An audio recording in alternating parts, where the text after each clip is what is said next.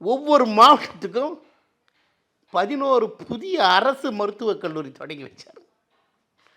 அரசு பள்ளி மாணவர்களுக்கு 7.5% மருத்துவ உள் ஒதுக்கீடு செஞ்சு கொடுத்துருக்கார். ஒவ்வொரு மாவட்டத்திலையும் 2 பிள்ளை 3 பிள்ளையாவது மருத்துவர் ஆகியிருக்காங்கல்ல. அது கனவுல ஏழை மாணவர்களுக்கு எந்தவித செலவுமின்றி ஏற்படுத்தி கொடுத்தாரு. அதை நன்றியோடு நினச்சிருக்கக்கூடாது. இது சாதனைகள். எங்கள் எடப்பாடியார் பொதுச் செயலாளர் எடப்பாடியாரோட சாதனைகளை சொல்ல வரேன்.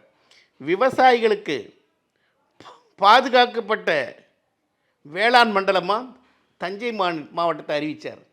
அந்த தஞ்சை மாவட்டக்காரங்களுக்கு கொஞ்சமாக புரிதல் வேண்டல்ல.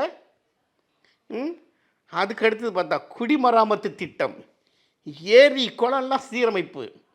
அதாவது அத்திக்கடவு அவிநாசி திட்டத்தை தொடங்கி எந்த முதலமைச்சரும் செய்ய முடியாத ஒரு திட்டத்தை கொண்டு வந்து ஏரி குளம் எல்லாத்தையும் சீரமைக்கிறதுக்கு அந்த வண்டல் மண்ணை விலையில்லாமல் அந்த விவசாயிகளுக்கே கொடுத்து அந்த ஏரி குளம் குட்டையெல்லாம் தண்ணி நிரப்ப செய்ய அதுக்காக தோக்கடிச்சிங்க.